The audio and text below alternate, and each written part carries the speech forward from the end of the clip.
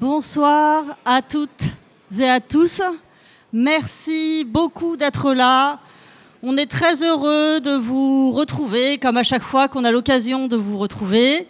D'autant plus que les temps sont durs. On traverse une crise de régime qui atteint, semble-t-il, son paroxysme ces jours-ci. D'ailleurs, il semble qu'on soit en concurrence avec Sébastien Lecornu autour de 20h, puisqu'il est prévu qu'il prenne la parole. Mais je suis sûre que le débat qu'on vous propose ce soir sera plus complexe, plus intéressant, plus enrichissant. On a eu envie de faire ce débat ce soir parce que vous ne l'avez vu nulle part ailleurs. Après le délibéré de l'affaire libyenne, jeudi 25 septembre, on s'attendait à ce que partout sur les chaînes de télévision, sur les ondes radio, soient organisés des débats sur les atteintes à la probité, sur la délinquance en col blanc, et puis sur évidemment la menace que tout cela représente pour notre système démocratique. On s'attendait à des débats aussi pour voir éventuellement comment remédier à cette corruption politico-financière, et il n'en a rien été. Et cela malgré la gravité des faits pour lesquels Nicolas Sarkozy, Brice Hortefeux et Claude Guéant ont été reconnus coupables par la justice.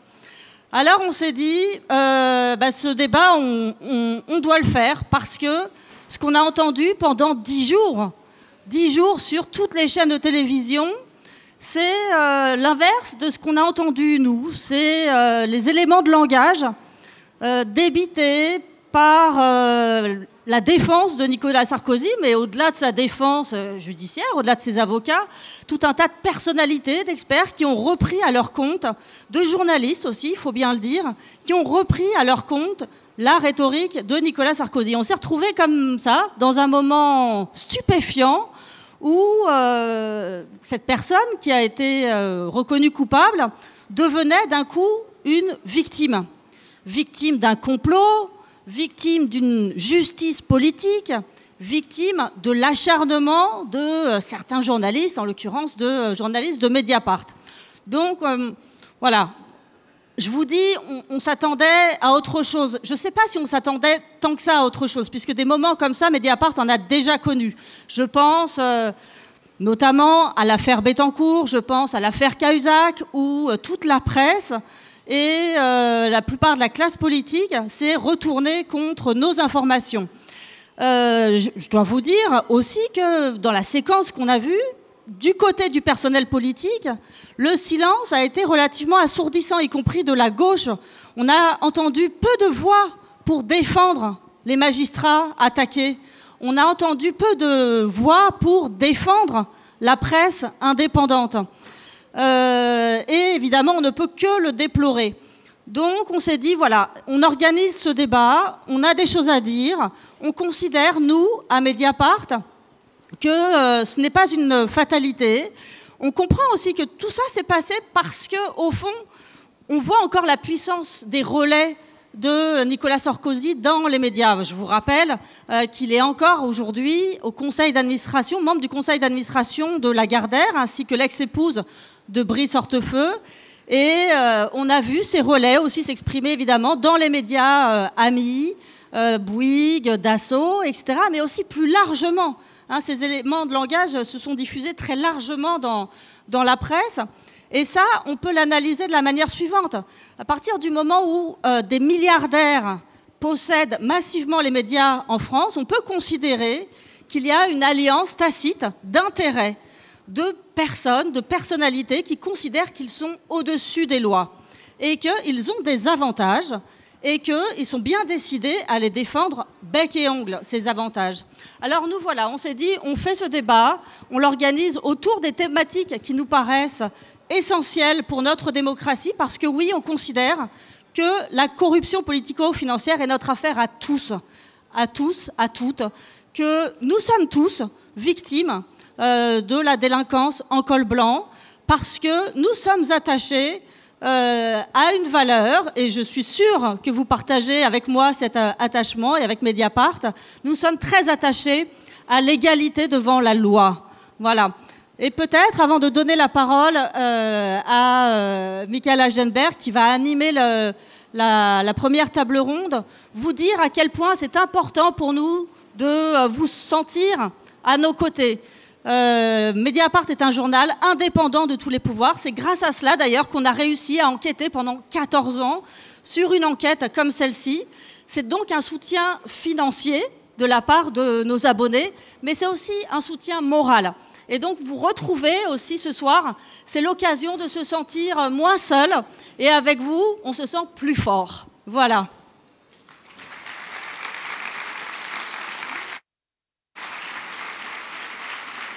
Et donc, je donne la parole à Michael Agenberg, qui est le co-responsable du pôle enquête avec Fabrice Arfi. Merci, Karine.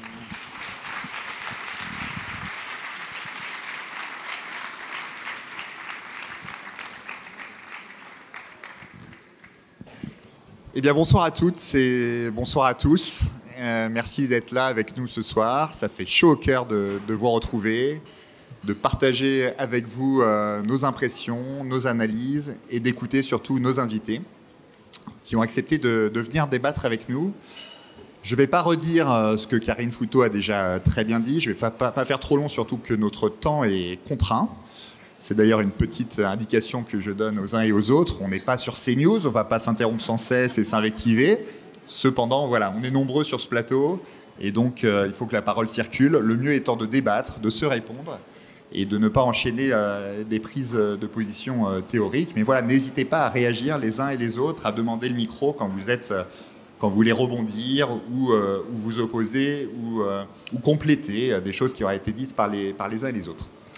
Ce premier plateau, comme Karine Fouteau l'a dit, va tourner autour de la magistrature et des attaques contre l'état de droit qui sont arrivées ces derniers jours,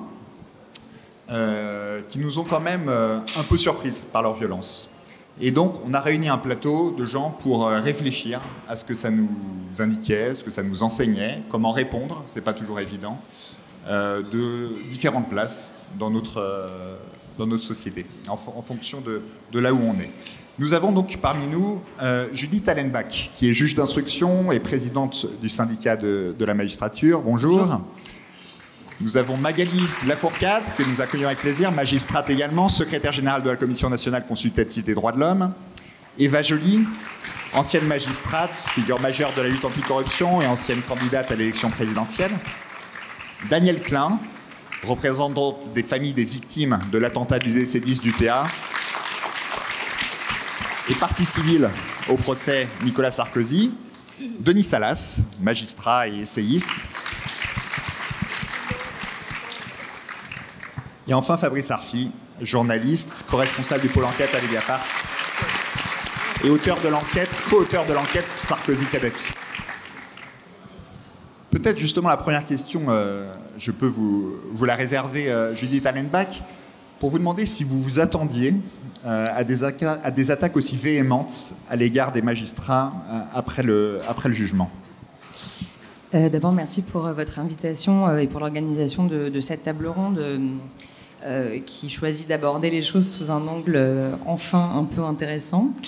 Évidemment qu'on s'y attendait parce que c'est un grand classique en matière de délinquance économique et financière, de retourner l'accusation contre la justice et de faire passer les juges et les magistrats pour ceux qui transgressent, ceux qui abusent de leur pouvoir, ceux qui abusent de leur fonction, qui ne jugent pas selon la loi et le droit, mais selon d'autres normes occultes qui échapperaient à la démocratie et à la souveraineté populaire.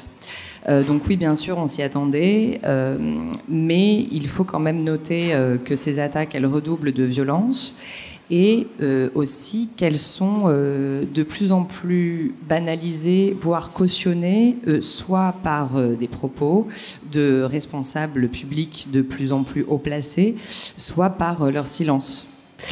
Et c'est là où on sent qu'on bascule progressivement vers autre chose.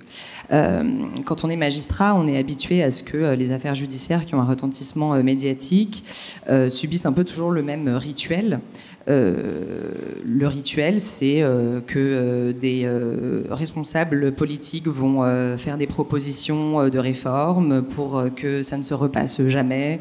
Les médias vont dégrader la personne soupçonnée ou condamnée, voilà, décortiquer les faits, se plonger un petit peu dans le fond de l'affaire. Or là, on assiste, enfin, tout a lieu à front renversé. On assiste exactement à l'inverse, à des responsables politiques qui apportent leur soutien à la personne condamnée, qui font diversion, ne parlent pas du fond de l'affaire, et à toute une partie des médias qui en fait rentrent dans un processus de réhabilitation, de restauration de l'image de Nicolas Sarkozy immédiatement après la condamnation, et qui viennent finalement l'innocenter en créant un rapport comme ça, une mise en concurrence de la décision de justice avec une autre vérité qui serait celle de l'analyse des commentateurs sur X et X médias. Or, cette inversion, ce renversement, malheureusement, on a vu qu'il était cautionné par une inversion aussi des rôles institutionnels. Emmanuel Macron a mis énormément de temps à réagir, alors que, pour rappel, il est garant de l'indépendance de l'autorité judiciaire, et quelque part, il a un peu coché la case facialement, mais en fait, on apprend en parallèle qu'il échange avec Nicolas Sarkozy. De la même façon, on apprend que Gérald Darmanin rend visite à Nicolas Sarkozy, même si, dans le même temps, il défend facialement les magistrats. Et donc là, on est vraiment sur une espèce de duplicité, enfin de suspicion en tout cas de duplicité dans la façon dont les institutions et les personnes garantes de l'intérêt général et de l'application de la règle commune défendent l'autorité judiciaire. Et ça, c'est extrêmement inquiétant. Vous aussi, Magali Lafourcade, en tant que magistrate, vous avez ressenti cette forme de solitude qui est décrite ? Alors, on pouvait effectivement, je suis tout à fait en accord avec tout ce qu'a dit Judith, c'est tout à fait juste. Ce qui a changé dans la période, c'est vraiment deux choses. C'est qu'il y a eu des attaques personnelles contre des magistrats qui ont fait que beaucoup de citoyens ordinaires se sentent tout à fait légitimes, puisque l'exemple vient toujours d'en haut, à eux-mêmes diffuser des jugements sur lesquels apparaissent le nom des magistrats, pour lancer sur les réseaux sociaux éventuellement des campagnes de haine. On n'a pas vraiment d'outils juridiques pour lutter contre ça. Donc ça, c'est assez nouveau. L'autre chose que j'ai notée comme étant tout à fait nouvelle, c'est que l'époque Cahuzac, l'époque Fillon, on a sublimé le moment, en quelque sorte, en se disant que donc la classe politique ne s'est pas solidarisée avec les personnes condamnées, et au contraire a cherché à mettre des moyens de prévention et de répression pour faire que celui qui est au service de l'intérêt général reste au service de l'intérêt général et pas de l'intérêt de lui-même. Et pour mettre de la probité au centre du jeu politique. Là, c'est plus ça du tout. Il y a trop de transparence, il y a trop d'exemplarité, il y a trop de morale. Et on nous explique à longueur de plateau que faire de la politique, c'est ça, c'est rien d'autre que ça. Alors que quand on voit l'affaire libyenne, et vraiment aller voir le film Personne n'y comprend rien, qui est extrêmement éclairant, on voit à quel point c'était mettre la France dans les mains d'un dictateur. Donc c'est extrêmement grave.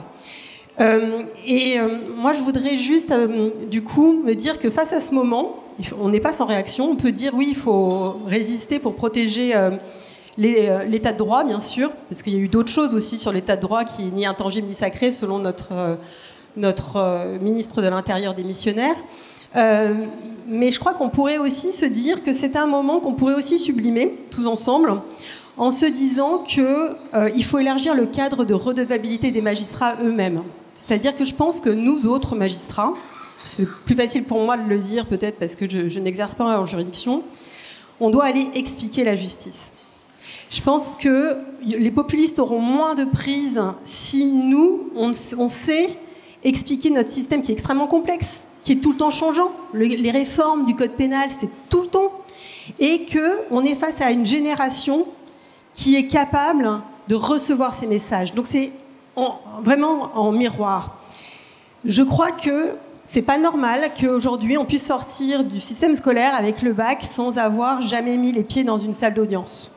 Alors la justice n'est pas un service public de proximité puisque vous n'y allez pas tous les 4 matins comme à l'école ou chez le médecin, mais avoir des repères autres que seulement ceux qu'on apprend en éducation morale et civique, ce serait utile. Et je pense que nous autres magistrats, on doit aussi débriefer ces séances où, mettons, les 4e, les 3e iraient voir une audience et puis que nous, derrière, on aille expliquer, répondre aux questions, etc.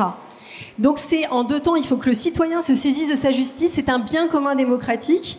Et nous, les magistrats, on ne peut pas sortir des décisions dans des affaires aussi emblématiques sans les expliquer. Ça veut peut-être dire aussi qu'il faut accompagner 400 pages de décision, c'est très bien, ça montre une rigueur extraordinaire.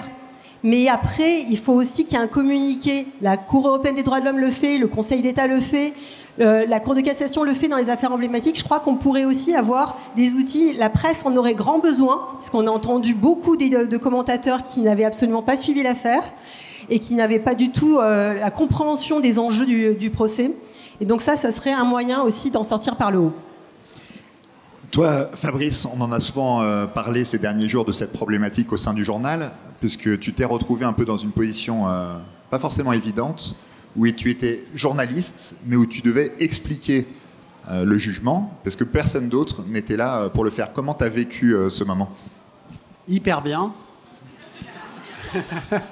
Bonjour à toutes et tous, merci infiniment d'être aussi nombreux.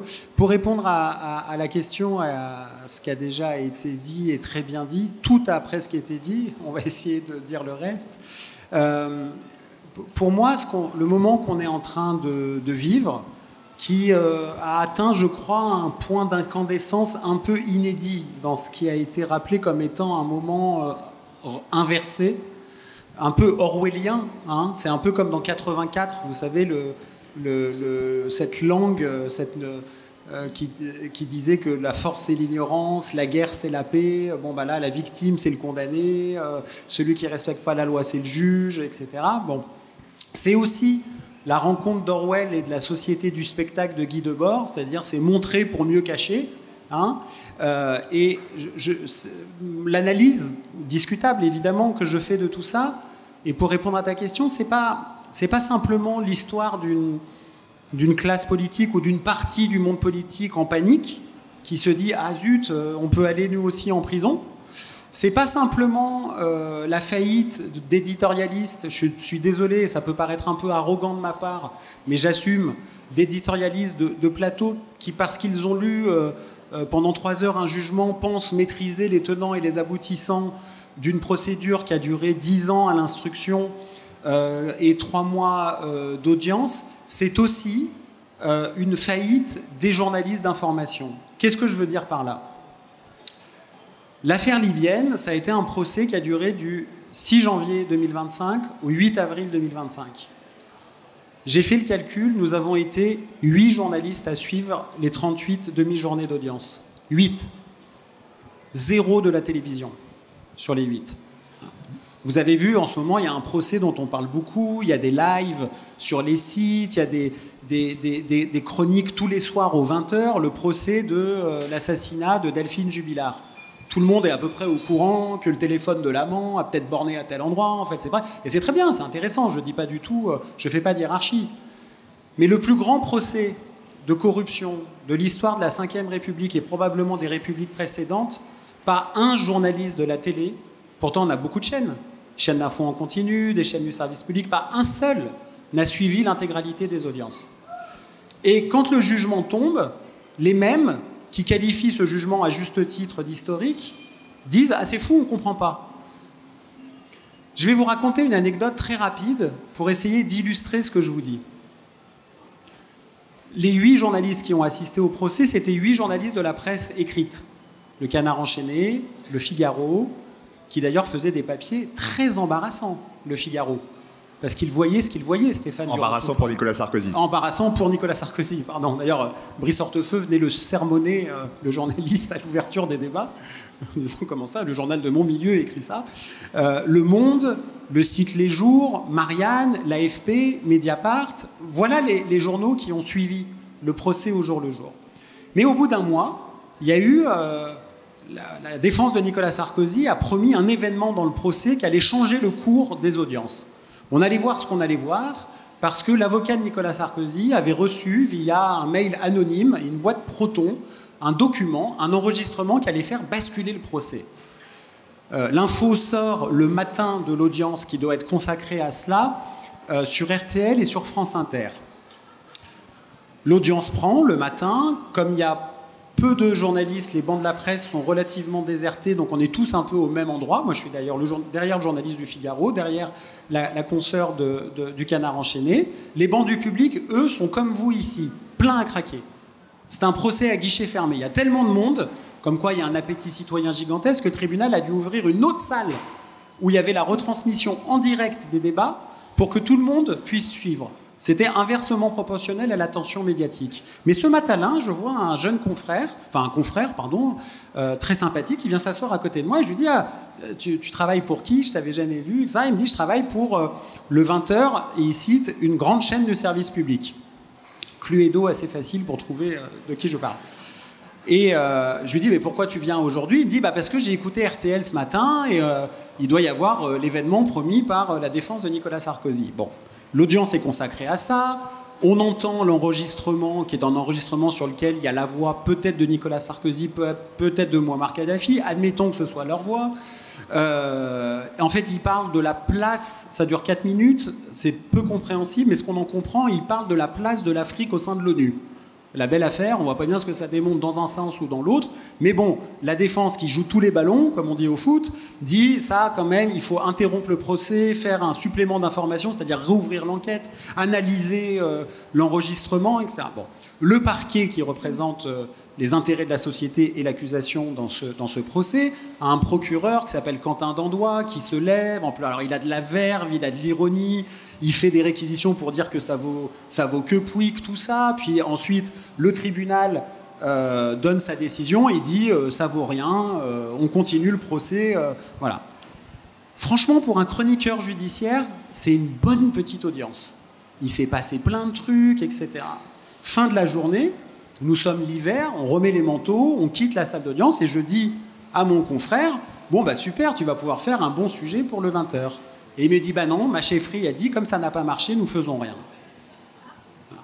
Voilà quelle a été la réalité judiciaire, la réalité médiatique vis-à-vis de ce fait judiciaire-là qu'a été le procès libyen. Et moi, je me suis retrouvé, en effet, du coup, projeté dans une sorte de vortex trumpien, où d'un côté, il y a un monde citoyen qui comprend très bien de quoi on parle quand on lui donne les informations pour comprendre, et de l'autre, un monde audiovisuel où les faits n'ont plus aucune espèce d'importance, où la vérité n'est plus qu'une opinion comme une autre. Et dans ce chaos du débat public, je me suis retrouvé avec quelques autres, mais très rares, à devenir, et c'est pas notre rôle, les porte-paroles quasiment de l'institution judiciaire.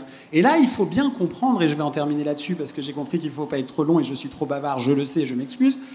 Mais il faut bien comprendre que ceux qui ont décidé de renverser ce monde-là profitent d'une chose, c'est du silence imposé à la magistrature. L'absence de pédagogie, ça existe dans d'autres pays. Et en fait, ceux qui incarnent la loi sur les plateaux télé, c'est les avocats. Soit qu'ils aient partie liée avec les mises en cause, donc ils défendent des intérêts et c'est bien leur droit et c'est très bien, soit, et alors là c'est une pirouette et une cascade à ne pas reproduire chez vous, des avocats qui vont sur des plateaux télé, qui commencent en disant « Moi, je ne connais rien du dossier », on a envie de lui dire « On arrête là, mais je vais quand même vous donner mon avis. Et pour moi, le jugement, c'est vraiment une vengeance politique et blablabla, et blablabla, et blablabla. » Et là, il y a quelque chose, je crois, où la magistrature, je comprends qu'elle a besoin d'être au-dessus de la mêlée, qu'elle ne veut pas rentrer dans ce cirque, c'est des arguments parfaitement valables.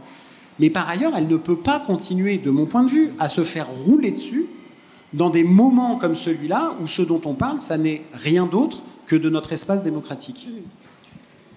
Eva Joly, vous avez instruit dans les années 90 des affaires célèbres comme l'affaire Elf notamment. Est-ce que ce qu'on vient de dire là, sur ce qu'on a vécu ces derniers jours, c'est quelque chose qui est nouveau pour vous? Ou est-ce que ces attaques contre la magistrature, cette médiocrité journalistique, cette absence de pédagogie de la justice, c'était des choses que vous observiez déjà dans les années 90? d'abord, je voudrais dire que ce que j'ai vécu est sans doute rien par rapport à ce qui se passe maintenant, parce qu'il y avait beaucoup plus de mesures, les gens étaient plus timorés peut-être, et même si c'était dur, il y avait une grande solitude, et ce n'était pas vraiment la recherche de la vérité qui comptait non plus dans les médias. Je pense que là, c'est devenu complètement délirant, notamment en raison des chaînes d'infos en continu. Et surtout, pour moi, ce qui était très frappant, c'est que pendant plusieurs jours, il n'y avait que Fabrice Arfi pour représenter le réel, c'est-à-dire rappeler ce qui s'était réellement passé. Et là, on voit vraiment les manques. On voit que la défense de Nicolas Sarkozy a été seule devant les médias à pouvoir façonner le récit, et chacun sait combien c'est important le récit. Tout simplement parce que les magistrats ne peuvent pas commenter leurs décisions, c'est interdit. Le jugement se suffit à lui-même. Le parquet a la possibilité, mais on peut penser qu'ici, le parquet était un peu gêné parce qu'il y avait eu plusieurs relax et qu'il n'était pas d'accord. Il n'était pas d'accord, d'ailleurs, il a interjeté appel. Donc, il n'y avait personne pour faire porte-parole et l'espace a été laissé, et pas n'importe qui. Il faut admirer le travail de communication, quand même, de Nicolas Sarkozy et ses équipes. On peut lui faire confiance. Il a sans doute une armée de communicants de très grande qualité et il a tous les éléments de langage. Donc le combat est très inégal et il a saturé l'espace et en face, il n'y avait rien. Et j'ai envie de m'arrêter sur ça. Je trouve que nous devons avoir une explication sur le fait que pendant ces 14 années, il y a eu très peu d'articles dans la presse sur l'affaire libyenne. Il n'y avait que Mediapart. C'était comme s'il y avait une autocensure. Et ça, on ne le voyait pas dans l'affaire Elf. Il n'y avait pas d'autocensure, tout le monde en parlait.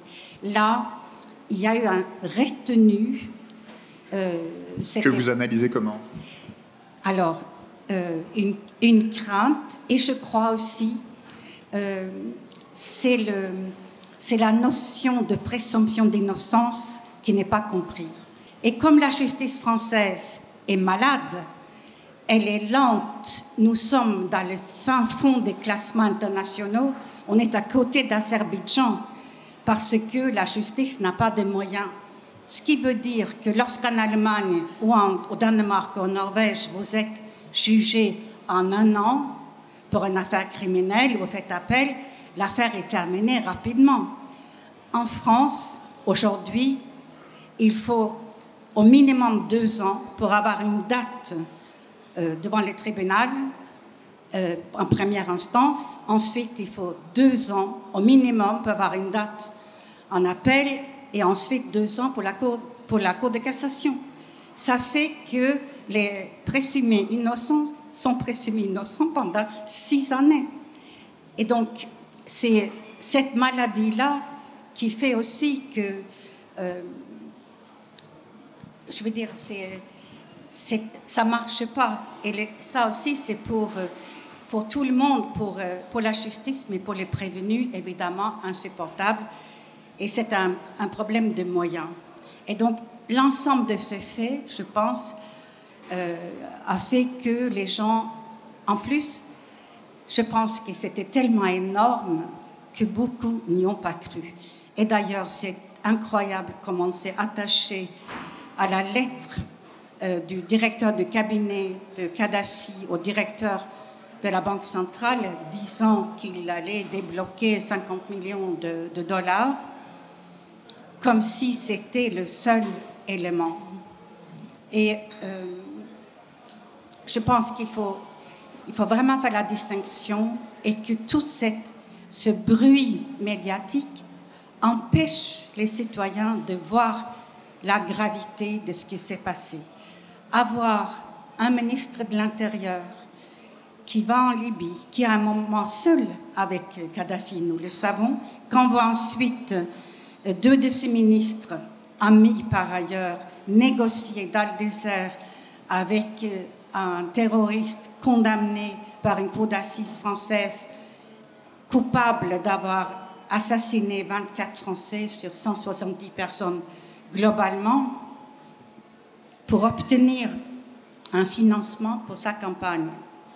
Ça veut dire quoi? Ça veut dire qu'il voulait se servir de cet argent éventuellement qu'il obtiendrait pour commettre un autre délit, financement illicite de sa campagne. Et ce n'est pas n'importe quoi. Si en démocratie, en France, nous avons limité le financement des campagnes électorales, c'est justement pour assurer la démocratie. On voit aux États-Unis ce que ça donne quand seuls les milliardaires décident. Donc, c'est important, la limite de dépenses. Nicolas Sarkozy voulait s'en affranchir. Pas simplement il voulait s'en affranchir, mais donc il offre des contreparties scandaleuses. Il faut lire le livre d'Anne Lauvargeon, qui dirigeait Areva à l'époque. Elle raconte les pressions qu'elle a subies de la part de Nicolas Sarkozy pour abaisser la sécurité dans les centrales nucléaires, pour qu'ils soient moins chers, pour qu'ils puissent les vendre à la Libye. Vous imaginez une centrale nucléaire en Libye, quand on sait ce qu'il faut comme discipline et contrôle? Donc les contreparties étaient folles. Et le but de ce cirque médiatique a bien été d'empêcher les citoyens de voir la gravité. Pour moi, ce qui était reproché à Nicolas Sarkozy, c'est très proche de la haute trahison. Mais je sens que je parle trop et trop longtemps. Donc... Mais non, on regrette que vous n'ayez pas y été en plateau pour faire cette pédagogie justement dont on parlait tout à l'heure. Merci beaucoup pour cette synthèse et ce résumé. Mais on aurait aimé aussi aller au-delà un petit peu de l'affaire Sarkozy-Kadhafi ce soir. Magali Lafourcade tout à l'heure parlait des attaques ad hominem qui étaient nouvelles. On les avait vues notamment après le jugement concernant Marine Le Pen. Et on voit depuis quelque temps en fait que sont dévoilés des pans entiers de la vie privée ou de la vie passée de magistrats, de ce qu'ils ont pu faire, parfois de photos, de renseignements très personnels qui peuvent les mettre en danger. Nous, quand on a vu tout ça à la rédaction, on s'est dit, Denis Salas, qu'il y avait une pression extraordinaire qui était mise sur les magistrats de la Cour d'appel qui allaient devoir de nouveau juger Nicolas Sarkozy dans quelques mois. En fait, on se dit que le prochain... il va devoir juger en se disant que si ça se peut, si sa décision ne plaît pas à certains ou certaines, sa vie entière va être étalée, ses enfants vont être en danger, qu'une menace va peser sur lui, qu'il va recevoir sur Internet un flot de menaces, d'injures, etc. Et qu'il faut être très courageux aujourd'hui pour être magistrat. Absolument. C'est dû d'abord au fait que Nicolas Sarkozy a, on l'a tous dit d'une certaine manière, a imposé immédiatement à la sortie du tribunal, je dirais pas ça a effacé la décision judiciaire. Avec un sens de la scénographie, Eva disait tout à l'heure qu'il a des conseillers en communication, je le crois volontiers, parce que c'était assez efficace et repris, comme l'a dit Fabrice, par l'ensemble des rédactions de ceux qui n'étaient pas à l'audience. On est bien d'accord. Donc ça joue un rôle très important dans l'effacement de la décision, et je pense qu'il faut rappeler au public ici que on a énormément souligné l'atteinte à la fonction présidentielle dans cette affaire-là, alors que le jugement lui-même n'est pas du tout sur ce registre-là, puisqu'il considère que les actes de Nicolas Sarkozy étaient détachables de sa fonction en tant que ministre de l'Intérieur. Et que, effectivement, il a été jugé comme un citoyen parmi les autres. Donc, je pense que ça a été rappelé, mais je pense qu'il faut qu'ici on le rappelle. Maintenant, sur votre question... il faut bien avoir conscience qu'il y a une fragilité de l'institution judiciaire aujourd'hui importante, je dirais structurellement. Il faut rappeler que les procureurs, le parquet, comme on dit, c'est la porte d'entrée dans le monde judiciaire. C'est eux qui gardent l'entrée et qui peuvent la fermer ou l'ouvrir. Depuis peu de temps dans l'histoire de la justice, les affaires apportés par Mediapart ou d'autres peuvent effectivement donner lieu à des enquêtes préliminaires ou à des instructions. C'est relativement récent. La disparition des instructions individuelles, ça date de 2013. Il faut quand même rappeler ce fait, qui est tout à fait inédit dans l'histoire de la justice. Mais en même temps, les procureurs sont toujours nommés par le garde des Sceaux sans du tout que le Conseil supérieur de la magistrature puisse émettre un avis qui lie le garde des Sceaux. Donc vous avez des procureurs nommés par l'exécutif, et c'est bien pour ça que la Cour européenne des droits de l'homme dit qu'ils n'appartiennent pas à l'autorité judiciaire. Ça, c'est une première chose qui montre la fragilité de l'institution et la fragilité des acquis issus de la loi de 93, inspirée par Christiane Taubira. La deuxième fragilité, et c'est là où vous touchez l'intimidation, dont vous parlez dans votre présentation, c'est le contrôle disciplinaire. Eva pourrait en parler mieux que moi. Moi, j'en ai souvent parlé avec Renaud Van Ruymbeck à l'époque. La capacité qu'a l'exécutif de coller une procédure disciplinaire à un magistrat instructeur, donc du siège ou du parquet, est redoutable. Parce qu'il faut la porter, en quelque sorte. Vous êtes exposé à des pratiques d'intimidation, de convocation extrêmement dissuasives et puis qui peuvent vous empêcher d'exercer votre travail. Et ça a été expérimenté avec un succès mitigé parce que finalement le Conseil supérieur a annulé ces décisions par Éric Dupond-Moretti contre 2 magistrats du parquet financier et un juge du siège à l'époque. Donc vous voyez que c'est des pratiques qui existent et qui peuvent parfaitement, disons-le quand même, osons le dire, paralyser l'action du juge par la puissance de feu de ce que ça peut représenter, même si à l'arrivée, comme le CSM est relativement autonome par rapport à l'exécutif, il peut y avoir effectivement une décision moins attendue par ceux qui l'ont initiée. Ça peut être accentué, comme on l'a dit tout à l'heure, par la visite du ministre de la Justice au prévenu qui vient d'être condamné, par ailleurs. C'est-à-dire qu'on peut le ressentir aussi comme une forme de pression. Les pressions sont multiples. Donc ça me semble un point important. Et puis, le troisième point est plus subtil.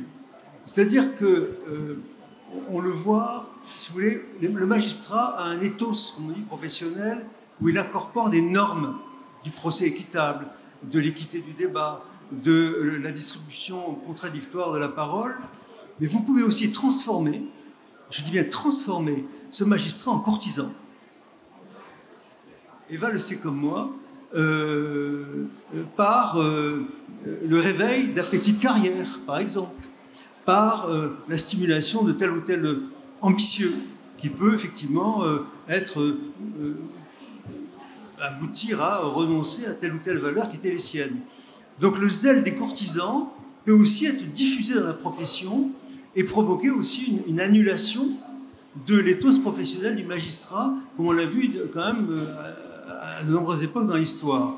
Donc ça, c'est des points qui m'inquiètent et qui peuvent se reproduire si on considère que le procès Le Pen et le procès Sarkozy sont des avant-scènes de ce qui peut nous arriver en cas d'arrivée au pouvoir de l'extrême droite demain. Donc voilà, c'est des points d'inquiétude qui doivent il faut l'analyser d'abord, ce que j'essaie de faire tant bien que mal aujourd'hui, mais il faut aussi avoir conscience de ces dangers-là qui peuvent dévitaliser l'institution de ses valeurs par les pratiques d'intimidation ou de pression de différentes sources qui peuvent, d'une certaine manière, annuler sa capacité à réagir et à résister. Merci Denis Salas. Vous, Daniel Klein, vous avez assisté à toutes les audiences de ce procès en tant que partie civile. Vous faites partie des familles des victimes de l'attentat des CDI-UTA dont on parlait tout à l'heure. Denis Salas, à l'instant, évoquait la prise de parole de Nicolas Sarkozy à la sortie de l'audience, au moment du jugement, alors que vous-même, vous venez d'être reconnu victime d'une histoire que vous avez vécue pendant des années et que vous avez découverte forcément stupéfiée en apprenant ce qui s'était joué dans votre dos. Comment vous avez vécu le fait que, plutôt que de s'adresser à vous, dont on apprenait que vous étiez officiellement victime de toute cette histoire, de tout ce qui avait été fait, de toutes ces tractations, on s'adresse à celui qui vient d'être condamné et presque comme si c'était lui la victime? À vrai dire, ça ne nous a pas tellement étonnés. C'est-à-dire que pendant tout le procès, et on a fait un turnover, une tour de garde pour que les filles du décédiste, il y en ait toujours au moins une, et souvent on était beaucoup plus nombreuses sur les bancs des partis civils, il ne nous a de toute façon, enfin, il n'y a jamais eu aucun signe positif vers nous.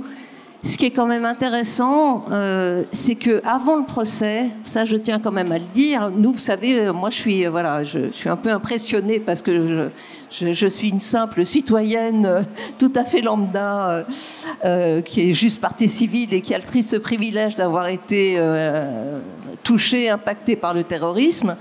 Mais quand on a décidé, et ça n'allait pas de soi pour nous, de se constituer partie civile dans ce procès, dans ce dossier, on a eu une réaction, on a appris une réaction d'un des avocats de Nicolas Sarkozy, et il a dit à notre propos, mais qu'est-ce qu'elles veulent, les familles du décédiste là-dedans? Elles ont vu de la lumière et elles ont voulu rentrer.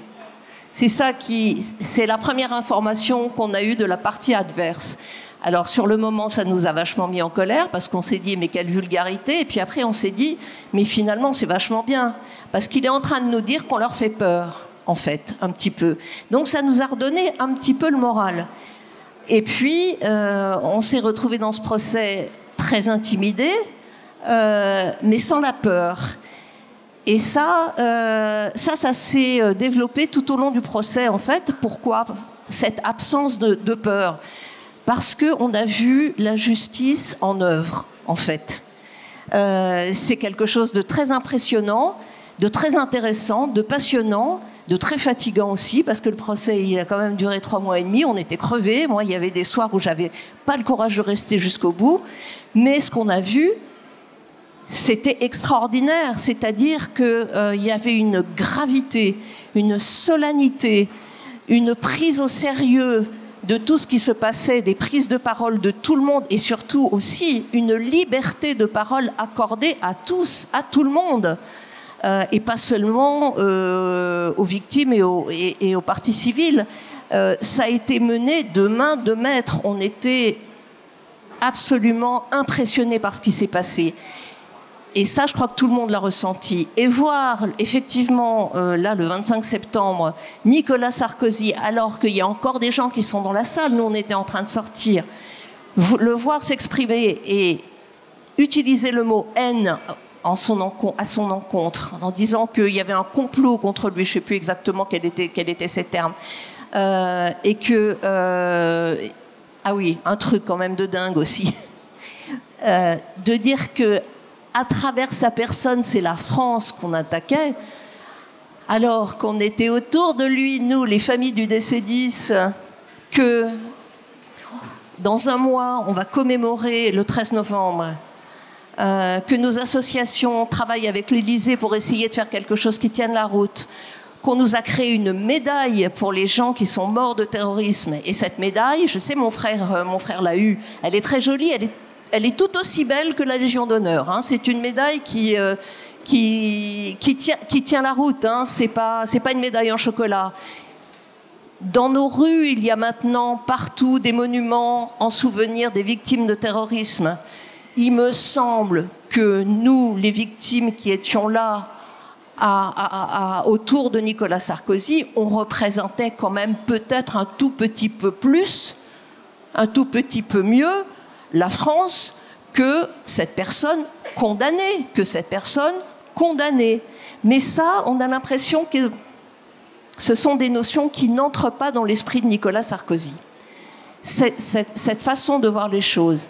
Donc, je dirais que ce qui s'est passé le 25 septembre a rajouté, en fait, à notre préjudice. Et qu'il faudra qu'on en fasse quelque chose. Et donc, on a décidé de se constituer partie civile, enfin d'être là en tant que partie civile à l'occasion de l'appel du prochain procès, le 25 mars. On a 6 mois pour se reposer, parce que c'est fatigant, mais ce qui s'est passé en fait le 25 septembre, là à la sortie, d'une certaine façon, moi je trouve que de la part de Nicolas Sarkozy et de ses communicants, c'est complètement con, en fait. Non, mais c'est vrai. C'est complètement maladroit parce que finalement, ça nous a encore donné encore plus d'envie et de volonté d'être là et de dire que c'est absolument anormal que des victimes de terrorisme se retrouvent dans un procès de corruption. Et la corruption, d'une certaine façon, mène au terrorisme. Ce qu'il faut savoir aussi, c'est assez dingue aussi, c'est que l'affaire de l'attentat, l'enquête, elle vient d'être réouverte. C'est-à-dire que ça n'a rien à voir avec le parquet national financier. Là, on est du côté du PNAT, du parquet national antiterroriste. Pour le coup, moi, j'y suis souvent parce que je fais partie d'une association de victimes de terrorisme qui se porte partie civile. Donc, on est en fait, les familles du DC-10, entre les deux. Et il se trouve que l'enquête sur l'attentat du DC-10 vient d'être réouverte. Pourquoi, là encore? Parce qu'il y a des journalistes qui ont travaillé, et toujours un peu les mêmes, il faut quand même le dire. Et en fait, on va voir l'année prochaine que ces deux affaires vont non pas se rejoindre, mais se croiser. Parce que au croisement de ces deux affaires, il y a un personnage qui s'appelle Abdallah Senoussi, qui a mangé, dîné, bu un café en tête-à-tête avec les deux personnages qu'on connaît tous, hein, M. Hortefeux et M. Guéant, et que ce personnage, Abdallah Senoussi, on est en train de découvrir que ses méfaits, ses bases œuvres sont encore plus graves, plus importantes que ce qu'on l'imaginait. Enfin, en deux mots, c'est-à-dire qu'il a aussi une très grande responsabilité dans l'attentat du vol de la Paname, 270 morts, qui a eu lieu 1 an avant. Donc pour nous, les familles du DC-10, de nous traiter comme ça à la sortie le 25 septembre, de nous dire que finalement la victime c'est lui et que nous, on est juste des gens qui passons là et qui rentrons parce qu'il y a de la lumière, c'est nous faire une injure, mais encore plus grande, mais bon, maintenant je dirais un peu qu'on a de la bouteille, quoi, et que de voir que ce soir, vous êtes si nombreux à vous intéresser à ça, ça nous aide, mais énormément, ça nous aide énormément, parce que moi je suis une simple citoyenne comme vous, et je sens quand même qu'autour de nous, qu'autour de moi, qu'autour de ma famille, qu'autour de nous, les filles du DC-10, les choses changent, qu'il y a beaucoup de soutien. Franchement, je le dis aussi. Je me suis dit, et je vais terminer là-dessus, je peux terminer là-dessus Je me suis dit un truc tout à l'heure. Moi, je me souviens de l'appel de Genève en 96. Ça m'avait beaucoup marqué. C'était aussi un journaliste d'investigation qui avait lancé ça. Vous étiez dedans, Madame Joly. Et je me suis dit, mais on a tout pour refaire une espèce d'appel de Genève de Paris. Il y a tellement de trucs dans cette enquête, dans ce dossier, qui sont tellement exactement ce qu'il ne faut pas faire. Hein.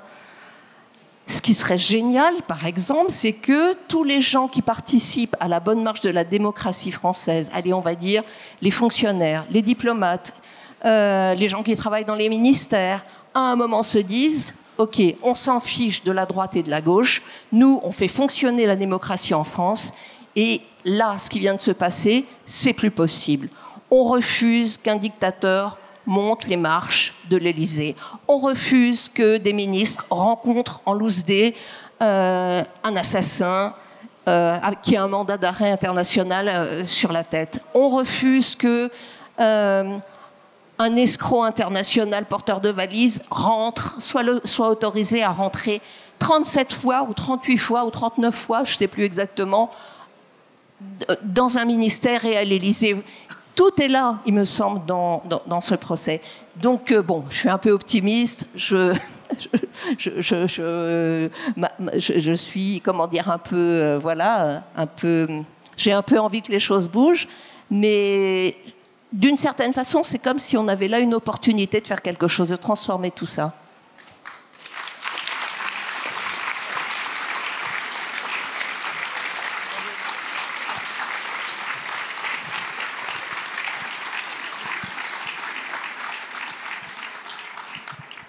Merci Daniel pour cet élan d'optimisme. Alors moi je vais être beaucoup moins optimiste et je vais rebondir sur ce que nous disait Denis Salas il y a quelques minutes, puisque les temps politiques sont troubles, comme le disait Karine Fouteau tout à l'heure, qu'on se projette sur une possible majorité un jour de l'extrême droite dans le pays, peut-être un jour prochain, et que ça fait peur aussi pour la justice.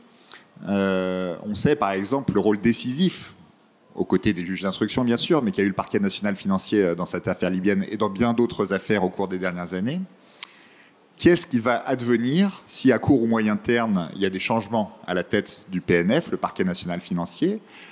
Et est-ce qu'on n'a pas créé un monstre aujourd'hui? Je pose la question à celui ou celle qui veut prendre la parole là-dessus, qui risque en fait demain de pouvoir étouffer toutes les affaires gênantes qui embêteront le pouvoir en place. Oui, excellente question.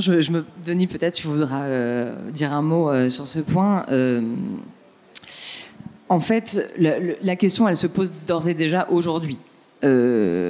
Parce que l'indépendance du parquet est profondément imparfaite. Denis l'a rappelé, il y a un pouvoir de nomination, mais aussi un pouvoir de sanction. Et donc, le garde des Sceaux et l'exécutif est un faiseur de roi, en réalité, au parquet. Et c'est d'autant plus problématique en matière de lutte contre la délinquance économique et financière.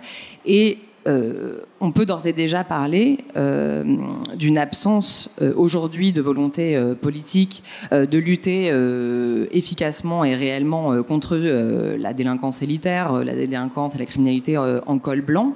On peut voir que dans toutes les juridictions, alors il y a le PNF, mais en fait il y a aussi des déclinaisons locales de la lutte contre la délinquance économique et financière, que ce soit dans les parquets, dans les services d'instruction ou dans les services d'enquête spécialisés, les brigades financières, une absence structurelle de moyens qui est encore plus importante que celle qu'on observe dans les autres services, une absence de sanctuarisation du peu d'effectifs qui existent et qui sont alloués à la lutte contre la délinquance économique et financière, qui fait qu'en réalité, il y a une espèce de fongibilité des effectifs de procureurs spécialisés, de juges d'instruction spécialisés ou de policiers spécialisés dans la lutte contre la délinquance écofi avec les autres contentieux, et que finalement, on n'est pas du tout outillé en termes de bras. Alors, on l'est en termes de dispositifs et d'arsenal législatif,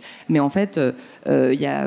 et d'ailleurs, c'est aussi, ça me fait penser que c'est aussi de là que vient l'illusion médiatique selon laquelle il y a un essor de la lutte contre la délinquance économique et financière, qu'il y a même parfois un acharnement, que maintenant la justice, voilà. Il y a même cet argument extraordinaire de Nicolas Sarkozy qui est, vous rendez compte combien ça a coûté aux contribuables de devoir enquêter sur moi pendant 10 ans. Alors que, in fine, on sait qu'il y a un enquêteur qui a été mis à plein temps sur ce dossier pendant 10 ans, et encore ce n'était pas son seul dossier. Ce qui est quand même, on est très très loin d'une débauche de moyens, mais de fait il n'y a pas de moyens. Donc, et si voilà. Nicolas Sarkozy respectait le code pénal, ça coûterait moins d'argent aussi à la justice. Ça, c'est vous qui le dites. Moi, j'ai pas à commenter ce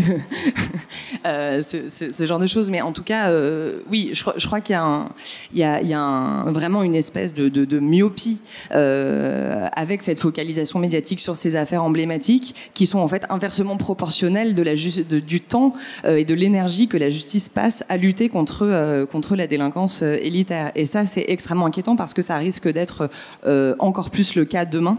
Il y a évidemment une nomination qui est au niveau du PNF qui va intervenir dans peu de temps, et on ne sait pas encore qui ce sera, mais on peut être effectivement très inquiet dans un contexte d'absence d'indépendance du parquet sur la liberté et l'indépendance de ses procureurs.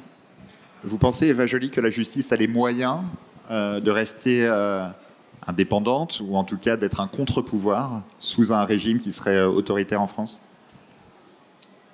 Je pense que ça fait très longtemps que la justice fonctionne mal, mais à peu près grâce aux individus, grâce à des efforts hallucinants qui font les enquêteurs, les juges qui travaillent jusqu'à plus d'heures, c'est-à-dire les 35 heures, ça n'existe pas dans la magistrature.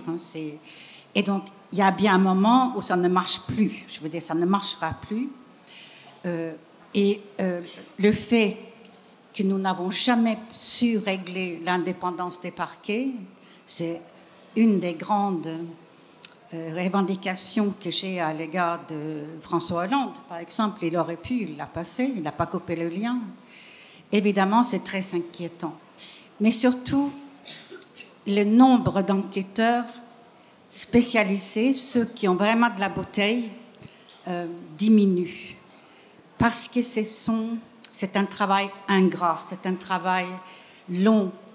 Et il n'y a pas de récompense particulière. Et donc, dans ce qui était autrefois la brigade financière, il y a une fuite de cerveau vers d'autres services où la carrière est plus brillante. Et donc, nous avons aujourd'hui moins d'enquêteurs qu'il y a 20 ans, des enquêteurs capables. Parce qu'il faut savoir que pour former un enquêteur capable de faire une enquête sur un délit d'initié ou sur présentation de comptes inexacts, c'est un minimum de 5 ans.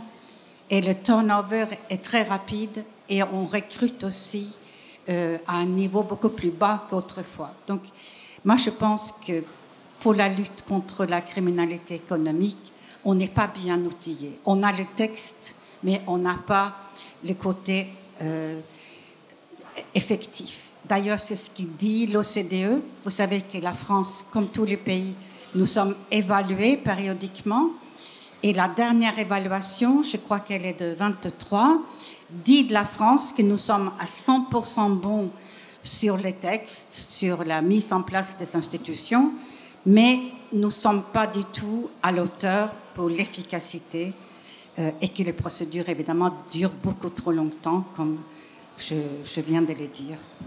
Magali Lafourcade, je crois que vous vouliez réagir. Oui, donc je rejoins tout à fait ce qu'a dit Eva Joly sur l'inefficience de la justice française. Le rapport de la Commission européenne 2025 sur l'état de droit dit que c'est là où le pays qui est le plus inefficient pour sa justice, c'est la France dans les affaires liées à la corruption. Pour le reste, c'est pas trop mal, mais pour la corruption, et c'est pas parce que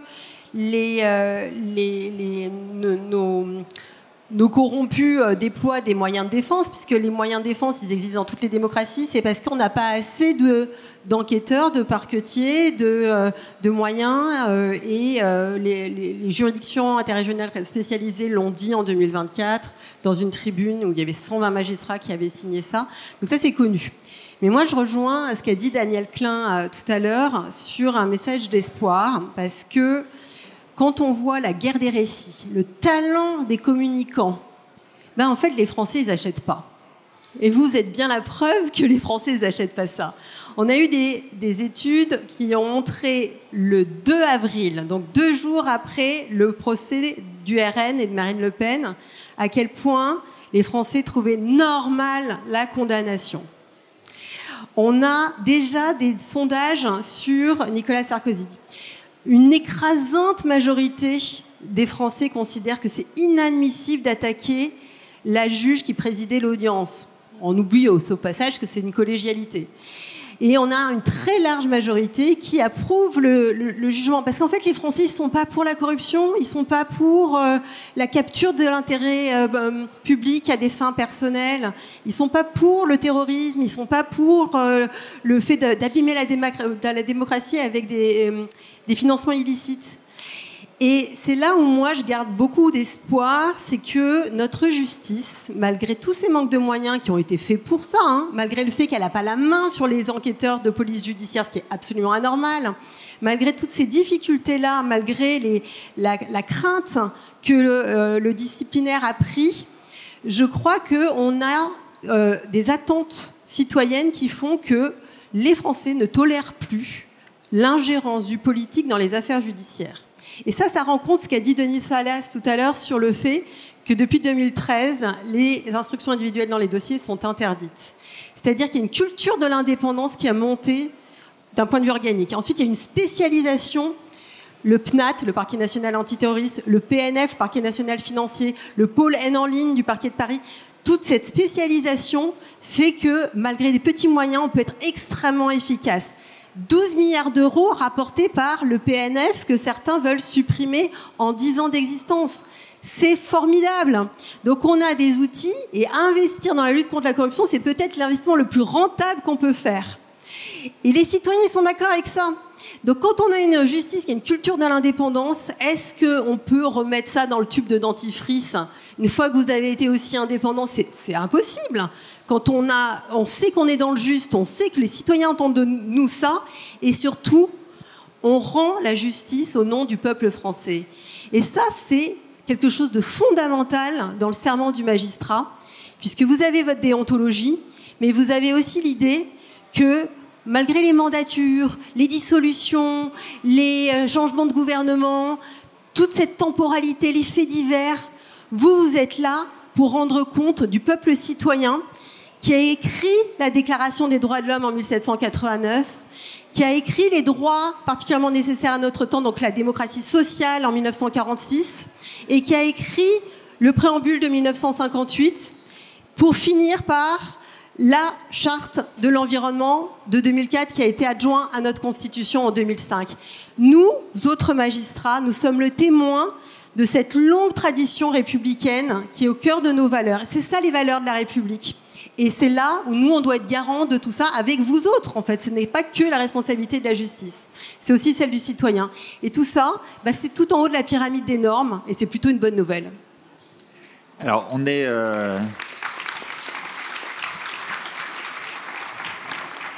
presque au bout du temps imparti pour ce débat, mais on va quand même prendre quelques questions rapides dans la salle, puisque vous êtes venus si nombreux, ça serait trop dommage de ne pas le faire. Est-ce qu'il y a des mains qui se lèvent pour poser des questions à nos invités? Ok, super. Merci beaucoup d'être là et je tiens juste à mettre en avant, j'ai beaucoup d'admiration pour le travail journalistique qui est fait par Mediapart et les médias alternatifs. Ma question, elle n'est pas directement centrée sur la question du procès Sarkozy-Kadhafi, qui est un très très bon exemple de ce que nous on redoute. Donc moi, en tant qu'étudiante en journalisme, ce que j'aimerais savoir, c'est comment est-ce qu'on fait, comment est-ce qu'on peut agir à notre niveau sur le problème démocratique que ça pose, ce brouillage médiatique-là, en fait, le fait de mettre en avant les opinions comme un fait. Et nous, même à notre échelle, hein, on a une sorte de prise en otage du milieu journalistique qui est une élite, qui est bourgeoise, qui est déconnectée de la réalité. On ne sait pas comment s'y prendre et on se précipite justement dans une guerre du récit. Nous, en tant qu'apprentis journalistes, on ne sait pas comment s'y prendre. On ne sait pas comment remettre les faits au centre du milieu médiatique. Donc voilà, c'est surtout adressé sur la question journalistique, mais encore une fois, je salue tout ce qui s'est dit sur le point de vue de la magistrature, sur le droit et l'état de droit. Merci. On va prendre une deuxième question, puis on va répondre après. Monsieur. Merci. Bonsoir, merci d'être là. Je pense aussi, pour rejoindre la question précédente, comment on fait la pédagogie de ça. J'ai l'impression que ce genre d'événement est plus efficace que, par exemple, d'aller sur BFM TV. Et on sent que la santé mentale, ça commence à être quelque chose. Ça commence à perdre patience. Ou Madame Lafourcade face à Charles Consigny dans C'est ce soir, c'était quand même quelque chose. Est-ce que ça vaut encore la peine d'aller dans ces médias-là, où on voit un glissement quand même qui est très clair, pour faire la pédagogie de ça, alors que le récit dont on parlait est très ancré, c'est quand même très difficile de le combattre. Et finalement, aller voir les gens en vrai, c'est quand même plus efficace. Vous mettez le doigt sur quelque chose qui nous a interrogés à Mediapart sur avant le jugement. On se demandait au journal qu'est-ce qu'il faut faire en termes de médiatisation. Pour vous dire à quel point on a intégré ce monde inversé dont on parle, on s'attendait à ce qu'il y ait un backlash contre Mediapart s'il y avait une condamnation. Donc quand même, on est vraiment tous devenus dingos. Et moi, je m'étais dit, quoi qu'il arrive, il faudra qu'on fasse une émission de télé qui est une relax ou une émission de radio, peu importe, en plus de tout ce qu'on peut faire pour le journal, pour faire de la pédagogie au-delà du public naturel, si j'ose dire, de Mediapart. Il y a eu la condamnation, j'ai été invité à la matinale de France Inter le lendemain matin, j'étais avec le politologue Jérôme Jaffré qui était sincèrement bouleversé de constater qu'un ancien président pouvait être condamné. Et c'était intéressant à voir ce que ça raconte en termes de philosophie politique, de rapport au sacré que certains entretiennent avec les responsables publics. Pour moi, ça n'a rien d'autre que ça. C'est d'ailleurs pour ça que vous avez vu fleurir ces mots régicide judiciaire. comme si on tuait le roi. Et c'est comme si c'était des gravures d'église qui avaient été atteintes par ce jugement.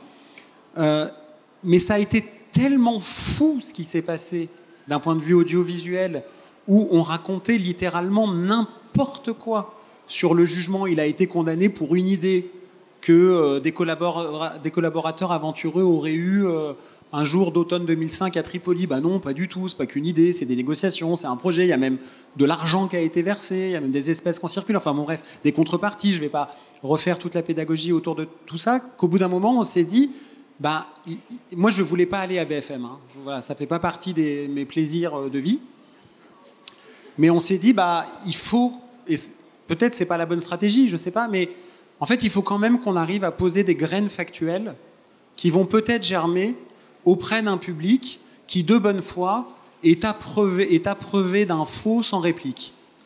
Et c'est vrai que moi, je me suis retrouvé dans une situation, quand je suis allé sur le plateau de BFM TV, où je vous fais la confidence que la colère m'a saisi à un point que, je vous le dis entre nous, à un moment donné, on m'a posé la question, c'est un lien avec la police, Nicolas Sarkozy, dans le JDD, quand il a fait sa réplique, où on l'a dit, c'est la France qu'on humilie.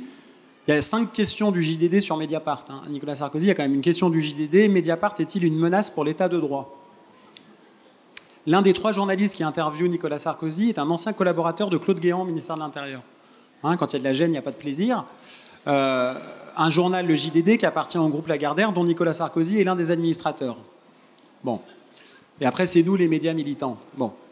Nicolas Sarkozy répond en disant, vous vous rendez compte, il y a un officier de police judiciaire qui a liké des articles de Mediapart, c'est scandaleux, qu'est-ce que ça raconte tout ça ? Je suis sur le plateau de BFM, le soir même. Le présentateur me dit, Nicolas Sarkozy a dit qu'un OPJ, un officier de police judiciaire, a liké vos articles. Question, je vous jure que c'est vrai, vous pouvez aller vérifier. Est-ce qu'il y a eu un complot de la police, de la presse et de la justice pour faire tomber Nicolas Sarkozy ? Alors moi, quand j'ai reçu cette question, je vous avoue que j'ai senti la colère me prendre. J'ai eu même la bouche très sèche. J'ai cherché une bouteille d'eau sur le plateau parce que j'avais une peur panique, c'est d'avoir de la bave à la commissure des lèvres. Ouais, je vous dis tout, hein. Et je me suis dit, là, c'est terminares, en fait. Si moi, je suis le journaliste avec le bandeau média militant, avec la bave aux lèvres, vous imaginez le truc ? Bon, c'est perdu. Dieu merci, auquel je ne crois pas, mais Dieu merci, ça n'est pas arrivé, j'ai pu répondre en donnant des éléments strictement factuels, et ça s'est terminé par le journaliste qui me dit « Merci de nous avoir donné votre point de vue ». Et en fait, je ne sais pas quel est le résultat de ça, mais j'espère, et moi aussi, en fait, je suis un sombre optimiste. Je suis quand même optimiste, mais sombre, parce que je pense que c'est quand ça va mal qu'il faut espérer, et qu'on a plein de raisons d'espérer, du coup. Et qu'on fait ces émissions, alors c'est vrai que pour des questions de santé mentale, je ne vais pas me multiplier là-dedans, mais j'espère que ça va fleurir pour juste donner des boîtes à outils pour que le plus grand nombre puisse comprendre et juger. Chacun peut avoir une interprétation différente. Bien sûr qu'on peut avoir un débat sur le mandat de dépôt, pas mandat de dépôt, sur l'exécution provisoire. Ça fait partie de la vie, c'est normal. Mais pour qu'on puisse en discuter, qu'on ait une grammaire commune, pour ne pas être d'accord de manière civilisée. Et cette grammaire, c'est celle de notre métier, les faits. Donc j'ai beaucoup de peine à pouvoir répondre à votre question. Mais pour terminer très rapidement, ce que tout ça raconte pour moi, au-delà de tout ce qu'on s'est dit, c'est que pour moi, si vous m'autorisez une métaphore cinématographique, pour moi, j'ai eu l'impression de vivre avec le jugement Sarkozy et ce que ça a provoqué. J'appellerais ça une haine de l'égalité devant la loi. Ça m'a fait penser à la fin du Truman Show. Vous vous rappelez le film Truman Show avec Jim Carrey qui vit dans une émission de télé-réalité où tout est faux, mais on fait croire que c'est à la réalité et au bout d'un moment, il veut s'enfuir. Il prend un bateau, on lui provoque des marées pas possibles, il est renversé, mais il ne meurt pas, il sort un peu déguenillé, qui est un peu l'état de la justice, et le bateau arrive au bout de ce monde factice. Et lui, il dit, on arrête. On arrête. En fait, moi, je veux retrouver le réel. Voilà. Je ne suis pas votre pantin dans ce monde où le récit est fabriqué.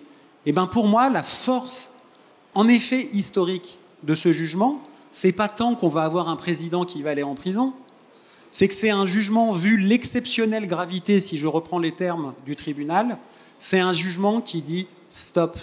Et en fait, la proue de la justice a touché le décor.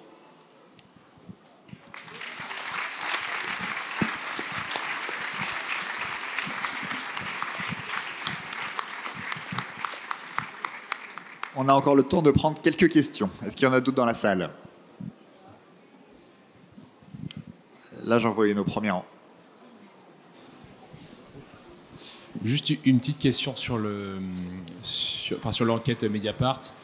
Est-ce que vous pensez que... est-ce que, en fait, vous l'avez dit, vous êtes les seuls à avoir enquêté sur cette affaire de façon sérieuse. Est-ce que sans votre enquête, est-ce qu'il y aurait eu un procès, en fait, si vous n'aviez pas enquêté si vous n'avez pas fait cette enquête? Ou est-ce qu'en fait, il n'y aurait rien eu? Pardon, parce que du coup, je prends beaucoup le micro. Je disais juste... Non, j'ai entendu. Je vais essayer de répondre très rapidement. Nous, les journalistes, on soulève des lièvres et la société s'en empare. Attention, comparaison n'est pas raison. Ça va, sinon, on va dire, oh là là, il a le melon, là. C'est pas le Washington Post qui a fait tomber Nixon. Sans Bob Woodward et Carl Bernstein, on n'aurait rien su du scandale du Watergate entre 72 et 74. Premier article du Washington Post, juin 72, chute de Nixon en 74. Mais c'est parce que les institutions ont pris le relais démocratique des informations. Et ce qui fait tomber Nixon, c'est qu'il y a eu un procureur spécial, qu'il y a eu une commission, qu'il y a eu un début de procédure d'impeachment, et que la maturité institutionnelle a fait que, plutôt d'être humilié par l'impeachment, il a choisi de démissionner et d'une certaine manière de sauver la démocratie américaine avec sa démission.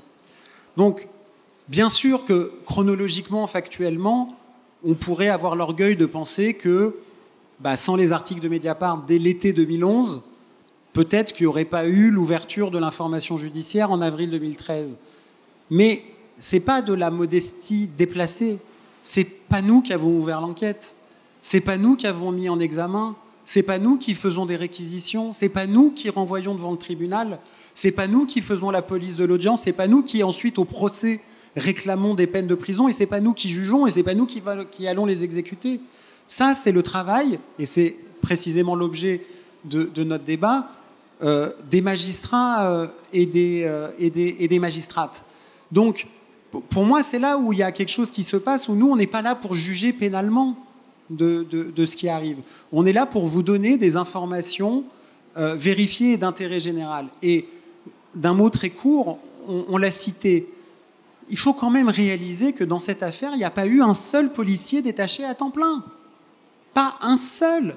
Le commandant Vidal, qui est venu raconter son enquête à la barre du tribunal, ça a été l'un des moments les plus incroyables du procès. Parce qu'il a raconté ce que ça veut dire de porter à bout de bras une enquête pendant 10 ans. Ça a été la chance, c'est qu'il a porté l'enquête pendant 10 ans, avec des juges d'instruction qui dirigeaient son enquête. Ce que ça veut dire dans notre pays, la démocratie. Et en plus, c'est un personnage qui a un humour, je dois dire, assez ravageur. À la fin de son audition, un des avocats de la défense s'est dit « Tiens, je vais essayer de l'embêter ». Et il est allé le voir, c'était l'avocat d'un troisième couteau du procès dans les prévenus, peu importe, un milliardaire saoudien dont les comptes ont été utilisés pour corrompre, d'après le jugement, Claude Guéant, dans le volet enrichissement personnel de l'affaire. Et l'avocat lui dit « Commandant, vous vous rappelez que vous êtes venu perquisitionner le domicile parisien de mon client avec 11 fonctionnaires de police ? Mon client, qui est un homme d'affaires saoudien parfaitement respectable, qui travaille avec les plus grandes entreprises privées et publiques françaises. Est-ce que vous trouvez ça normal de venir avec 11 fonctionnaires pour venir le perquisitionner à mon domicile parisien ? » Commandant Vidal, grosses lunettes, le regarde et lui dit « Maître, si nous étions 11, ce n'était pas pour la carrure de votre client, mais pour la surface de son appartement. »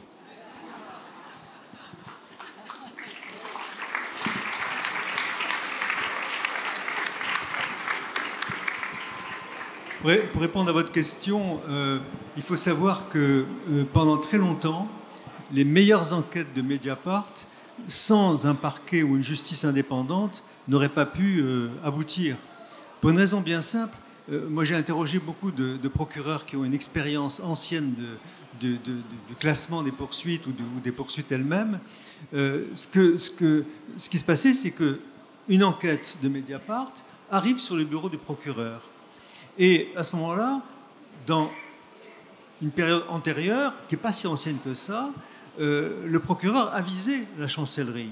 Et la chancellerie disait, communiquez-moi le dossier ou des éléments du dossier au terme duquel, effectivement, je vous rendrai ma position, je vous donnerai ma position. Mais ce qui se passait, c'est que le dossier montait au niveau de la chancellerie, mais ne redescendait jamais. Donc même si l'enquête était très aboutie, permettait d'engager une enquête préliminaire avec des faits établis, etc., vous ne pouviez plus continuer. Et qu'est-ce qu'espère effectivement de ce point de vue-là la défense, ou en l'occurrence le ministère de la Justice? C'est effectivement qu'on attend la prescription, on attend effectivement de ne pas pouvoir effectivement arriver au bout du raisonnement. Je me souviens d'une discussion avec un garde des Sceaux des années Mitterrand, Henri Nallet, donc cette époque-là, mais c'est une discussion qui pourrait s'appliquer à d'autres cas. Il disait toujours, il me disait quand il arrivait au poste de garde des Sceaux, je découvre mon bureau, je vois sur mon bureau des piles de dossiers considérables. Ce sont les dossiers judiciaires, notamment les enquêtes de Mediapart ou d'autres. Et son chef de cabinet lui dit, voilà, ces dossiers attendent votre réponse. Sur des dossiers, Eva Joly le sait, qui pouvaient effectivement venir aussi à son niveau. Effectivement, le chef de cabinet dit, si vous ne répondez pas, la machine s'arrête. Effectivement, il était obligatoire, dans les coutumes de l'époque, d'avancer dans cette direction. On ne mesure pas assez l'importance qu'a eu la loi Taubira de 2013, qui a ouvert un espace d'indépendance dans la justice, qui a permis enfin que les affaires sortent, et que vos affaires, en l'occurrence, puissent sortir. Et ça, c'est un événement historique important. Hélas, on peut y revenir, même si vous êtes les uns les autres plutôt optimistes, parce que constitutionnellement et légalement, c'est possible, c'est de faire une autre loi, tout simplement, et on trouvera sans doute ceux qui pourront le faire. J'espère, comme Magali, que la culture d'indépendance l'emportera, je l'espère de tout cœur, mais je n'en suis malheureusement pas convaincu. On va prendre encore une ou deux dernières questions avant de céder la parole pour le deuxième débat. Merci.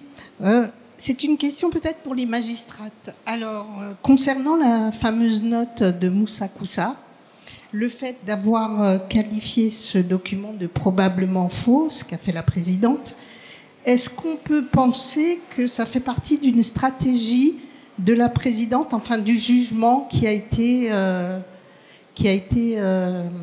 donné ce jour-là? Juste pour que tout le monde ait en tête ça, Mediapart, parmi les 220 articles que nous avons faits, on avait révélé en avril 2012 une note d'attention datée de 2006 du régime libyen dans la perspective du financement de la campagne. Cette note avait été accusée d'être un faux par Nicolas Sarkozy, qui avait déposé plainte.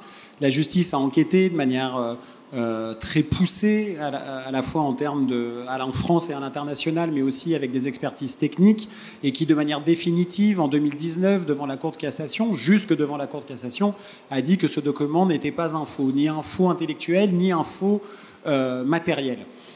C'est si vrai que Nicolas Sarkozy a perdu son procès, a dû nous verser de l'argent, et j'ai toujours à mon bureau les chèques de Nicolas Sarkozy et de Brice Hortefeux, que je n'ai pas encaissés, eu égard au fait que sa plainte a été déboutée.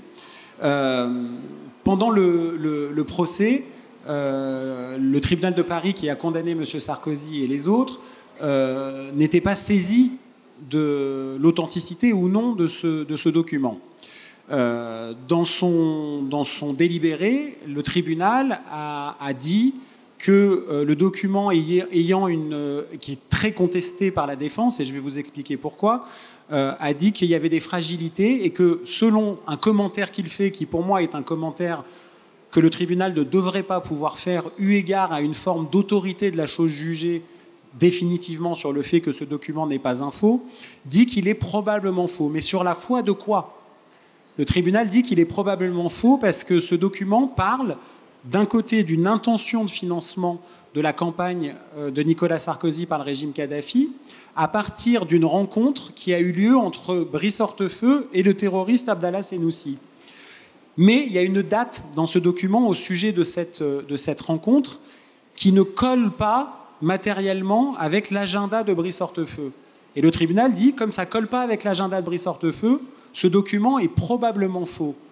Or, cette question a déjà été purgée dans l'enquête que nous avons expliquée 1000 fois, et je peux le refaire, mais je ne voudrais pas prendre trop de temps parce qu'il y a le débat. Il y a très souvent des erreurs de date dans les documents officiels libyens quand il s'agissait de convertir en calendrier chrétien géorgien le calendrier révolutionnaire qui a changé 3 fois de Kadhafi qui voulait avoir son thermidor. Dans le procès libyen, dans des documents parfaitement authentiques et non contestés, il y a des erreurs de date. C'est très fréquent. Évidemment, une erreur de date n'a jamais fait un faux.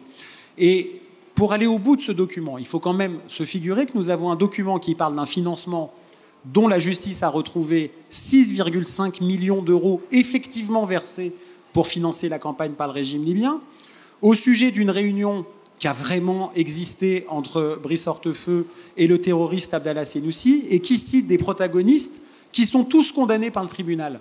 Il est fort ce faux quand même, très très fort ce faux. Mais allons plus loin. Acceptons l'augure en mettant de côté toute l'enquête qui a dit que la signature est authentique, que le document provient d'un papier dont le vieillissement correspond à sa date, aux témoignages qui ont été recueillis qui confirment son authenticité. Admettons, mettons tout ça de côté. La thèse de Nicolas Sarkozy, c'est que la note Koussa a été fabriquée par les Libyens au moment de la guerre en Libye pour se venger de la guerre en Libye voulue par M. Sarkozy. Vous imaginez la bêtise du faussaire qui va fabriquer une note en 2011 au sujet d'une réunion qui a vraiment eu lieu, mais qui met une mauvaise date ? Comme l'a dit un lecteur de Mediapart, c'est fou. En fait, l'erreur de date prouve l'authenticité. Une dernière question et on passe au deuxième débat, s'il y en a une. Là, j'en vois une. Est-ce qu'on peut donner un micro éventuellement une dernière fois? Merci beaucoup, Tariq. Là, au troisième rang. Ouais.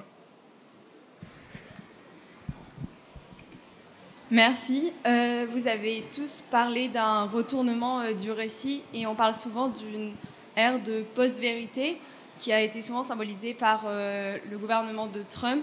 Est-ce qu'on peut considérer que ce procès et la retransmission médiatique peut faire partie d'un moment clé de cette ère post-vérité? Merci. Est-ce que quelqu'un veut s'exprimer là-dessus? Oui, vous avez raison, ça peut être effectivement le départ d'un nouveau récit de post-vérité, mais il faut le voir dans la perspective du procès, si vous voulez. Et je voulais parler tout à l'heure des avocats, parce que je pense qu'ils jouent un rôle on les voit souvent dans les plateaux de télévision et ailleurs, mais ils jouent un rôle très important dans ce que vous appelez la post-vérité, parce que vous avez deux registres d'intervention. Vous avez le registre d'intervention de Nicolas Sarkozy qui est sur une défense politique, je dis bien politique, où il va défendre effectivement ce qu'il appelle son innocence, son honnêteté, son honneur, sa vertu, sur un registre moral. Puis vous avez le discours des avocats, qui n'est pas le même, qui est un discours beaucoup plus juridique, destiné à l'intérieur de la juridiction, à l'intérieur du procès, une défense juridique. Parce que les avocats vont, à leur manière, vouloir dénoncer la violation des règles de droit commises par le tribunal, et donc vont retourner les droits fondamentaux dont le juge est le gardien, finalement, comme étant ceux qui ont porté atteinte aux droits fondamentaux. Vous avez là la post-vérité. Vous avez un retournement on peut appeler ça aussi une perversion. Pervertere en latin, c'est retourner. Vous retournez l'argument et vous dites effectivement que ce sont eux qui violent les droits fondamentaux et effectivement avec une logique tout à fait discutable. Et alors les avocats ont ce souci permanent, en l'occurrence, de vouloir invoquer l'état de droit, sa défense. Alors d'un côté, vous avez un Nicolas Sarkozy qui vous dit c'est une atteinte gravissime à l'état de droit, Et d'autre côté, vous avez les avocats qui utilisent toutes les ressources de l'état de droit et du procès équitable pour faire gagner leurs clients dans l'espace judiciaire. Là, vous avez une stratégie à double face qui me semble extrêmement inquiétante. Donc je pense que, en l'occurrence, alors que vous avez d'un côté une défense politique de Sarkozy pour les médias, pour l'opinion, pour son camp, vous avez une stratégie interne des avocats qui vont utiliser toutes les ressources de l'état de droit pour permettre effectivement, quand Nicolas Sarkozy sera incarcéré, faire des demandes de mise en liberté, éventuellement, si elle est refusée, faire un pourvoi en cassation. Le pourvoi en cassation, ce n'est pas un nouvel appel, c'est le juge des décisions, et là, invoquer l'état de droit pour permettre effectivement que ces décisions soient annulées. Donc vous voyez que le droit est utilisé à fond par les avocats pour la procédure et dénoncé par le politique comme étant tout à fait scandaleux, inique et haineux. Donc la post-vérité, elle se joue sur ces deux registres. Et j'ajouterais juste rapidement quelque chose à ce que vient de dire Denis. Il y a une sorte de pathologisation de la part du juge. Ça, je pense que c'est très important, c'est que on instrumentalise la part du juge, donc le fait que le juge interprète la loi, qu'il a un pouvoir créateur dans la façon dont il a de juger, d'interpréter la loi générale pour l'appliquer à un cas particulier, pour venir faire un procès en partialité aux magistrats et dire en quelque sorte l'institution démocratique légitime qu'est censée être la justice finalement ne l'est pas, n'est pas légitime parce que les juges ne jouent pas leur rôle et ils jugent en autre chose qu'en droit. Ils jugent parce qu'ils sont syndiqués, qu'ils n'aiment pas Nicolas Sarkozy, qu'ils veulent se venger de lui, etc. Et alors que la part du juge est quelque chose d'inhérent au fonctionnement de toute institution judiciaire dans n'importe quel pays, régime autoritaire ou démocratie libérale confondue, on va venir stigmatiser cette part de subjectivité là pour la retourner contre la justice et délégitimer les décisions qu'elle produit. Je peux dire un mot. Je vous remercie d'avoir élargi la question aussi en invoquant ce qui se passe aux États-Unis. Juste déjà vous dire que la décision concernant Nicolas Sarkozy, elle a été très bien reçue au niveau international. Si vous regardez la presse internationale, moi j'ai beaucoup de liens avec les Nations Unies par mes fonctions actuelles. Aux Nations Unies, les propos, c'est pas du tout de s'inquiéter de l'impartialité de la justice, c'est de se dire, non, ça a été long quand même pour pouvoir mettre le doigt sur tout ça. Voilà. Donc c'est plutôt ça qui est souligné, pareil au niveau du Conseil de l'Europe, de l'Union européenne, etc. Moi, je crois que là où vous mettez le doigt sur quelque chose de très important, madame, c'est que ces attaques-là s'insèrent dans un ensemble plus large que moi j'appellerais une sorte de révisionnisme juridique antidémocratique qui se met à travers l'idée de faire une confusion entre état de droit et état du droit, en laissant entendre finalement qu'une majorité législative aurait le pouvoir de renverser des valeurs, celles que j'ai évoquées tout à l'heure en m'enflammant un petit peu avec les droits de l'homme, la charte de l'environnement et tous les grands principes constitutionnels qui moi, m'enchantent et m'enthousiasment. Et donc, si on arrivait à ce qu'une majorité puisse défaire ces choses sur lesquelles on s'est dit qu'on se liait les mains, c'est ça aussi l'abolition de la peine de mort, dont on va sûrement parler beaucoup demain avec la panthéonisation de Badinter. C'est de se dire, on se lie les mains en tant que civilisation pour qu'une majorité au pouvoir ne puisse pas défaire cet acquis-là qui est que la justice ne tue plus. C'est pareil avec les grands droits fondamentaux que sont le procès équitable et d'autres grandes valeurs. Et donc, cette idée que l'état de droit, finalement, n'est pas intangible, bon, il n'a jamais été du registre du sacré, c'est pas là où on s'y dessus, mais que, finalement, tout ça, ça peut être balayé dans un moment où le ticket d'entrée pour le second tour dans une présidentielle est si bas, compte tenu de la fragmentation partisane et citoyenne aussi du vote, et du fait qu'il y a très peu de gens qui participent aux élections, ce qui fait que la baisse de la participation électorale permet très vite à certains de se dire « je suis la majorité silencieuse, je suis le représentant du peuple souverain ». Alors le peuple souverain, d'autant plus facile de le faire parler qu'il est très fantasmé, on ne sait pas trop où il est. Et de vouloir remettre en cause des choses aussi fondamentales. Et c'est là où cette bascule, ce révisionnisme juridique qui est en fait contraire à notre idée démocratique, notre idéal démocratique aussi fort qui est porté par cette République qu'on aime tant, je pense que là, il y a un enjeu et que c'est dans les périodes sombres, comme l'a dit Fabrice Arfi tout à l'heure, qu'il faut absolument aller plus loin que juste défendre les acquis, mais il faut construire aussi ce que moi j'appelle des contentieux des communs, c'est-à-dire que toutes les enquêtes sur la probité puissent être menées avec priorité, que toutes les enquêtes qui touchent à nos biens communs comme la nature, l'environnement, tous ces droits fondamentaux puissent être mobilisés par les citoyens eux-mêmes. Et c'est ce qui se passe avec le recours individuel devant la Cour européenne des droits de l'homme, avec les questions prioritaires de constitutionnalité. Et il y a une nouvelle alliance entre le citoyen et les juges, tous les juges, juge administratif, juge constitutionnel, juge judiciaire, pour faire valoir ce qui nous est cher. Merci beaucoup, merci à tous, merci à toutes.